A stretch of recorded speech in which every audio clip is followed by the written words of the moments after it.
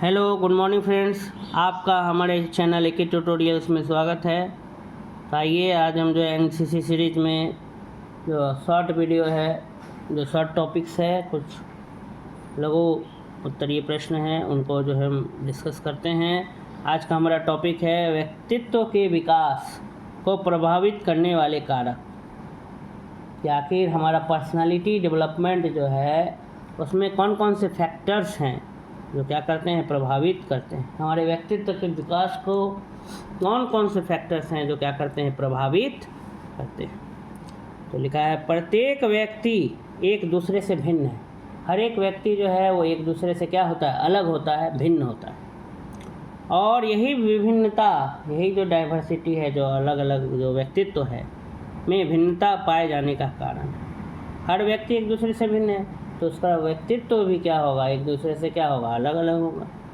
किसी व्यक्ति के व्यक्तित्व को अनेक कारक निर्धारित करते हैं। कोई भी व्यक्ति है उसका जो पर्सनालिटी है, व्यक्तित्व है, वो अनेक कारकों पर निर्भर करता है। बहुत सारे फैक्टर्स हैं जिस पर किसी का व्यक्तित्व क्या करता है, निर्भर करता है। व्यक्तित्व को जैविक और पर्यावरणीय दोनों तत्व प्रभावित करते हैं। व्यक्तित्व को जो है बायोलॉजिकल और इन्वायरमेंटल, पर्यावरणीय, ठीक है, जैविक भी और पर्यावरण से दोनों तत्व, दोनों एलिमेंट्स जो है वो क्या करते हैं, प्रभावित करते हैं, प्रभाव डालते हैं। किसी भी व्यक्ति का व्यक्तित्व जो है वह उसका जो है जैविक तत्व और पर्यावरणीय तत्व दोनों पर निर्भर करता है। आइए और विस्तार से देखते हैं। वंशानुगत, वंश से जो जैसे प्राप्त, जैसे शरीर रचना, क्षमता, बनावट, बालों व आँखों का रंग, आकार आदि प्रत्येक व्यक्ति के शरीर में स्त्रावित विभिन्न हार्मोन्स व एंजाइम का स्तर व प्रभाव, व्यक्ति का स्वास्थ्य, उसकी उपापचयिक दर, तंत्रिका तंत्र, मेधा का स्तर, विरासत में मिली खूबियाँ व खामियाँ आदि ऐसे आनुवांशिक लक्षण हैं जो जीन्स की विविध क्रियाविधि के माध्यम से एक पीढ़ी से दूसरे पीढ़ी में पहुंचती है। ये हेरिडिटी का डेफिनेशन है, आप क्लास 10 में भी पढ़े होंगे, आनुवांशिकता। कि जब एक पीढ़ी से, वन जनरेशन से दूसरे जनरेशन में जब गुणों का क्या होता है, ट्रांसफ़र होता है, तो वह क्या कहलाता है, हेरिडिटी कहलाता है। जीन्स के माध्यम से, जीन्स का जो क्रियाविधि है उससे, जैसे शरीर का रचना, क्षमता, बनावट, बालों का रंग, आँखों का रंग, आकार, फिर हर व्यक्ति के शरीर में जो हार्मोन्स जो सेक्रेट होता है, वह एंजाइम का क्या स्तर है, लेवल क्या है, उसका क्या प्रभाव है, व्यक्ति का स्वास्थ्य, उसका खाना पचाने का दर, उसका तंत्रिका तंत्र, मेधा उसका कैसा है, दिमाग, विरासत में उसको क्या क्या चीज़ें अच्छी मिली है, क्या क्या खराब चीज़ें मिली है। तो ये सब कुछ आनुवांशिक लक्षण है जो क्या करता है, जीन्स की विविध क्रियाविधि के माध्यम से, जीन्स का जो अलग अलग क्रियाविधि है उसके माध्यम से एक पीढ़ी से दूसरे पीढ़ी में पहुंचते हैं। यही व्यक्ति का वंशानुक्रम है जो समाज में व्यक्ति के व्यवहार को क्या करता है, नियंत्रित करता है, कंट्रोल करता है। विभिन्न प्रकार के मनोवेग, जैसे कि तीव्र इच्छा, जैसे भूख, प्यास, सुरक्षा, काम इच्छा आदि की प्रखरता वंशानुगत होने के साथ ही साथ वातावरणीय एलिमेंट्स, उद्दीपकों के साथ ही घटती बढ़ती है, जो हमारे व्यवहार का क्या करते हैं, निर्धारण करते हैं। व्यक्ति का वंशानुक्रम यही है कि वंशानुक्रम ही है जो व्यक्ति का व्यवहार को क्या करता है, नियंत्रण करता है। हमारे मन में अलग अलग प्रकार की जो इच्छा उठती है, जैसे भूख लगना, प्यास लगना, अपनी सुरक्षा करना, सेक्स की इच्छा होना, ये सब वंशानुगत होने के साथ साथ वातावरण पर भी क्या करता है, निर्भर करता है। व्यक्ति के चारों ओर जो कुछ भी है वह उसका वातावरण है। व्यक्ति के चारों ओर जो भी कुछ पाया जाता है वो उसका क्या है, सराउंडिंग्स। अर्थात आनुवांशिकता के अतिरिक्त व्यक्ति को प्रभावित करने वाली प्रत्येक वस्तु स्थिति वातावरण है। व्यक्ति के चारों ओर जो कुछ भी है वो उसका वातावरण है। अर्थात हेरिडिटी, आनुवांशिकता के अतिरिक्त व्यक्ति को प्रभावित करने वाली प्रत्येक वस्तु स्थिति वो वातावरण है, सराउंडिंग्स। व्यक्ति के संदर्भ में वातावरण से अभिप्राय उन सभी एलिमेंट्स के साथ योग है जिन्हें वह जन्म से मृत्यु तक ग्रहण करता है।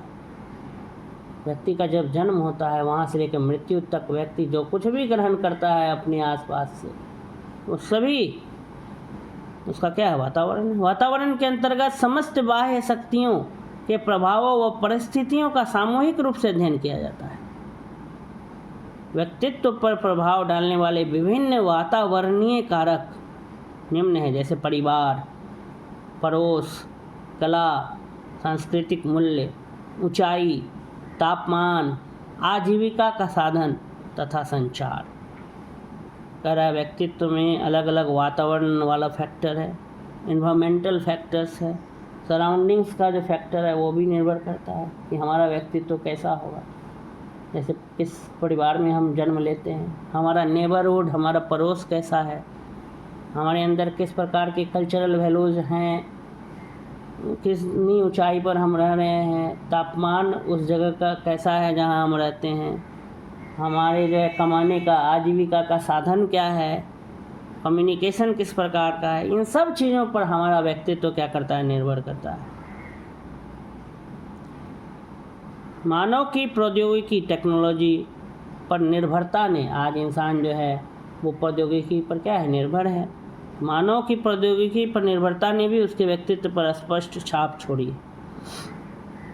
उसका भी व्यक्तित्व पर क्या पड़ता है, असर पड़ता है टेक्नोलॉजी का। यदि व्यक्ति तकनीकी पसंद करता है तो उसके कार्य व व्यवहार की दक्षता बढ़ती है। अगर कोई व्यक्ति टेक्नोलॉजी को पसंद करता है, जानता है, टेक्निकल नो हाउ जानता है, तो उसका काम और प्रोफेशनलिज्म बहुत अच्छा से दिखेगा, व्यवहार की दक्षता बढ़ती है, कार्य का जो दक्षता है, जो काम करने का जो उसका कैपेबिलिटी है, बढ़ता है, अर्थात व्यक्तित्व प्रभावित होता है।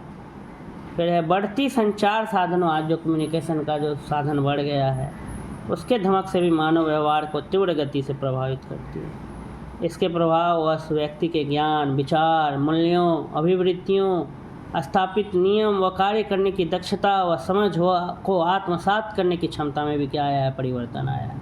आज कम्युनिकेशन इतना जो फास्ट हो गया है, एक ही क्लिक में वीडियोज़ जो है चले जाता है एक जगह से दूसरी जगह, या लाइव वीडियो हम देख पाते हैं। कोई कहीं, कोई देश के किसी कोने में बैठा हो, हम कहीं भी रहें, वीडियो कॉल पे आज हम लोग बात करते हैं। तो कम्युनिकेशन का जो साधन आ गया है उससे भी व्यक्ति के व्यवहार में क्या आता है, परिवर्तन आता है, समझ में परिवर्तन आता है, मूल्यों में परिवर्तन आता है, विचारों में आता है। फलतः व्यक्ति का व्यवहार बदल जाता है, परिवर्तित हो जाता है आज टेक्नोलॉजी के कारण।